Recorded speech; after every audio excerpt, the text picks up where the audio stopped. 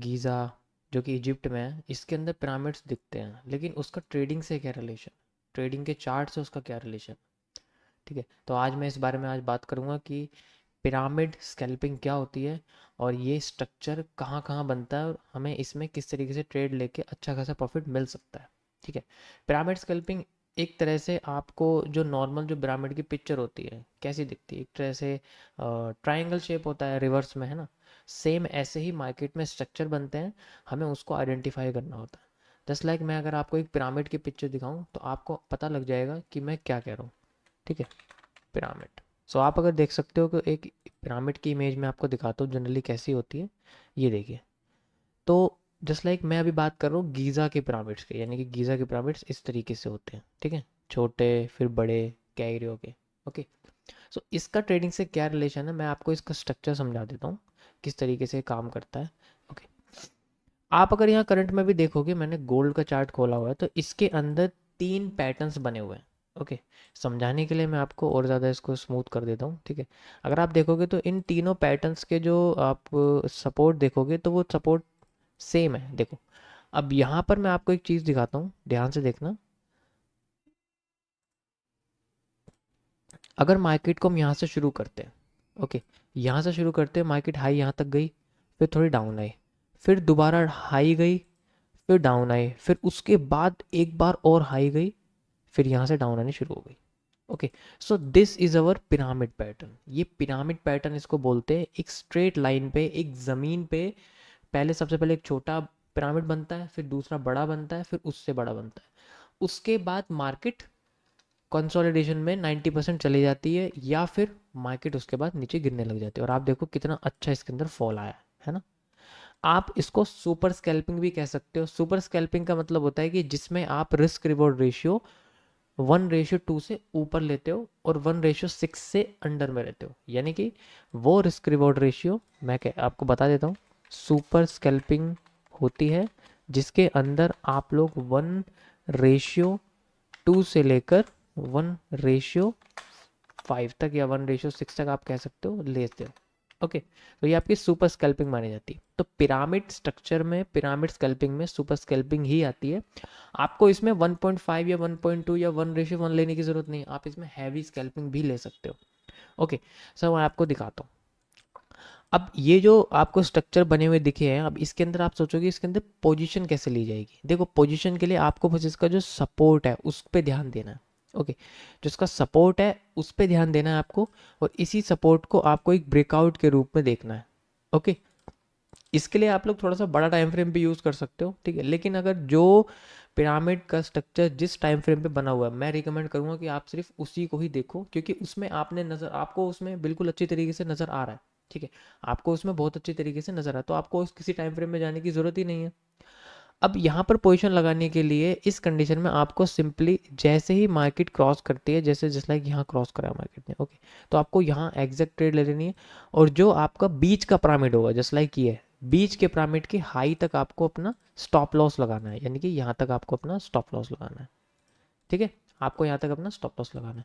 उसके बाद आती है कि मार्केट में आपको हमेशा ये नहीं देखना कहाँ से मार्केट आ रही है, आप इसको भूल जाओ। पिछला आपको हिस्ट्री इसमें देखनी नहीं है, आपको बस हमेशा याद रखना है कि ये सुपर स्कैल्पिंग है, तो आपको 1:2 से 1:3 तक 4 तक ले लेना है, आपको आराम से मिल जाएगा, इसमें कोई इशू नहीं है। ओके, 1:6 तक आप इसमें डायरेक्ट मान लो लगा सकते हो। ठीक है, 1:6 तक आप इसमें ले सकते हो। अब बात बाकी है, मार्केट आती है नहीं आती है, आपको उसमें देखना पड़ेगा। ठीक है, तो मिनिमम आपको इसमें 1:6 तक लेना है। ओके, ये सुपर स्कैल्पिंग है। इतना बड़ा प्रॉफिट किसी भी स्कैल्पिंग में नहीं निकलता है, बहुत कम चांसेस होते हैं, बहुत ही कम। 100 में से कोई 4 या 5 ट्रेड ऐसी होंगी जिसमें इतना बड़ा रेशियो आपको देखने को मिलेगा, और वो ही 4 और 5 ट्रेड ये है। ठीक है, तो मैं स्टार्टिंग आपसे ये कहूँ कि आप 1:2 से स्टार्ट करो, उसके बाद आप इसमें नीचे जाओ। ठीक है, क्योंकि उसमें आपका प्रॉफिट की प्रोबेबिलिटी बहुत ज़्यादा बढ़ जाएगी। ओके, मैं आपको एक और एग्जांपल दिखा देता हूँ। ठीक है, जिसमें आपको ये सुपर स्कैल्पिंग देखने को मिल जाएगी। एक तरह से आप इसको कह सकते हो कि एक अलग टाइप का हेड एंड शोल्डर है। हेड एंड शोल्डर कैसा होता है, बेसिकली हेड एंड शोल्डर आप अगर देखोगे तो सिंपली वो ऐसे होता है। हेड एंड शोल्डर इस तरीके से होता है। ओके, बस यहाँ पर आप ये समझ लो कि यहाँ पर जो हेड एंड शोल्डर है वो इस तरीके से बना हुआ है। ओके, ऐसे बना हुआ है।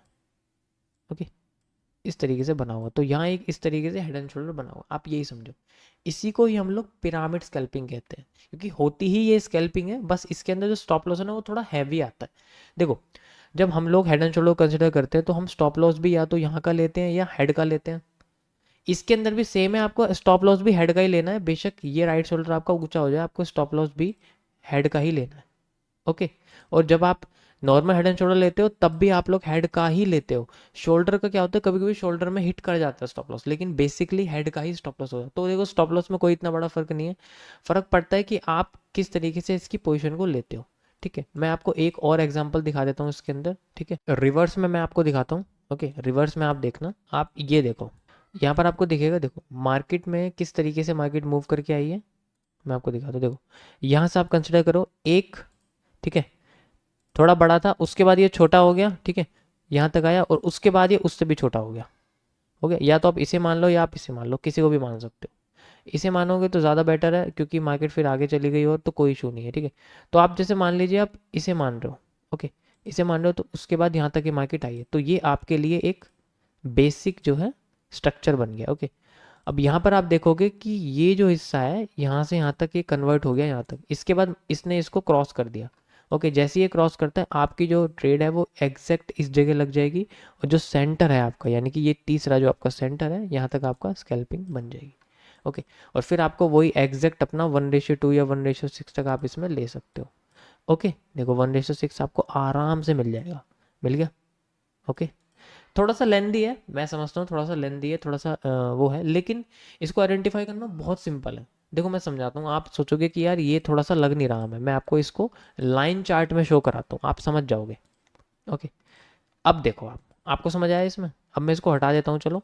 अब आप देखो, क्या इसके अंदर आपको ये लग रहा है कि छोटे से बड़ा होता जा रहा है या बड़े से छोटा होता जा रहा है? तो बड़े से छोटा होता जा रहा है तो इसका मतलब है वो अप ट्रेंड की तरफ जा रहा है। अगर वो छोटे से बड़ा हो रहा है तो इसका मतलब वो डाउन ट्रेंड की तरफ आ रहा है। तो इस तरीके से आपको इसमें शो मिलेगा। ओके, तो अभी मैं आपको एक और एग्जांपल दिखाता हूँ लाइव। देखो, क्या ये सुपर स्कैल्पिंग का पिरामिड स्कैल्पिंग आपको नजर आ रहा है? सिंपल, देखो इसमें कोई कुछ नहीं है, आपको बिल्कुल रियल ये लग रहा है, इसमें कोई इशू नहीं है। ओके, देखो मार्केट ने यहाँ से मूव देना शुरू करा, एग्जैक्ट यहाँ तक आई, और फिर यहाँ लो आई, फिर हाई गई, फिर लो आई, फिर इससे भी हाई गई, फिर यहाँ लो आई, और यहाँ से फिर इसने क्रॉस कर दिया। ओके, सो हमारे लिए जो बेसिक सपोर्ट है वो बन गया ये। ओके, और ये जो रेड कैंडल आपको दिख रही है, ओके, ये जो आपको रेड कैंडल दिख रही है, यही हमारे लिए पोजीशन है।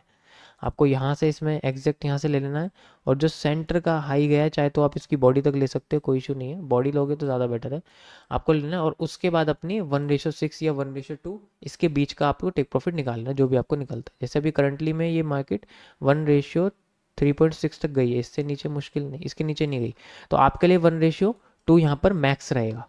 ठीक है, 1:2 आप इसमें ले सकते हो, तो ये मैक्स स्कैल्पिंग है, आप इसके बीच का ही लो। ये नहीं कि आपको हर बार 1:6 ही मिलना है, ऐसा नहीं है। ओके, ठीक है, समझ में आ गया? सिंपल है, पिरामिड स्कैल्पिंग इस तरीके से करोगे। ये एक स्ट्रक्चर मैंने बताया है, देखो इसका जिक्र किसी भी आपको किसी भी जगह में नहीं मिलेगा, इसलिए मैं बता रहा हूँ, ये मेरा अपना बनाया हुआ है और ये काम करता है, ये हर बार काम करता है। बस इसको आइडेंटिफाई करने के लिए आपको ना लाइन चार्ट का यूज़ करना पड़ेगा हर बार। ओके, लाइन चार्ट का आपको यूज़ करना पड़ेगा। बस इसके ना आपको क्या करने हैं, बेसिकली टॉप्स देखने हैं। ठीक है, इसको बेसिकली आपको टॉप्स देखने हैं, और साथ में ये देखना है कि इन सबका बॉटम सेम है या नहीं है। ओके, इसका बॉटम सेम है या नहीं है। ओके, ये पिरामिड ऑफ गीजा की तरह काम करते हैं। परछाई हमेशा डाउन में आती है, तो इसका मतलब इसको परछाई के रिलेटेड में चलना है। अगर ये अप ट्रेंड में इस तरीके से जा रही है, ओके, अगर ये अप ट्रेंड में इस तरीके से जा रही है, इसका मतलब है कि अगली परछाई जो है मार्केट की वो नीचे की साइड बनेगी, और अगर रिवर्स हो जाती है तो इसका मतलब मार्केट की परछाई अप साउंड में बनेगी। Okay, simple. ऐसे मैं आपको हज़ारों एग्जाम्पल दिखा दूंगा, हज़ारों से भी हज़ारों। ठीक है, बहुत जगह ये जो है पैटर्न आपको देखने को मिलेगा, जितनी जगह आप चाहोगे उतनी जगह आपको देखने को मिलेगा ये पैटर्न। ठीक है, एक तरह से आप ये समझो कि ये आपका एक हेड एंड शोल्डर ही है, बस फर्क ये है कि जो आपका राइट शोल्डर है वो ऊपर हो जाता है, और जो हेड है वो उससे नीचे आ जाता है। बाकी सब कुछ इसके अंदर सेम है। ठीक है, कोई चेंज, कोई अलग नहीं है। ओके, आई होप आपको ये चीज़ समझ में आई होगी, और अगर ये आपको पैटर्न समझ में नहीं आया तो आप मुझे कमेंट करके बता सकते हो। ठीक है, मैं इसका आपको और भी ज़्यादा डिटेल में आपको बता सकता हूँ, और वरना तो इससे ज़्यादा डिटेल में मुझे नहीं लगता और कुछ है, क्योंकि ये बहुत सिंपल है। आप एक बार इसको ट्राई करके देखो, इस पे एक बार पेपर ट्रेड करके देखो, आपको अच्छी तरीके से समझ में आ जाएगा। ओके।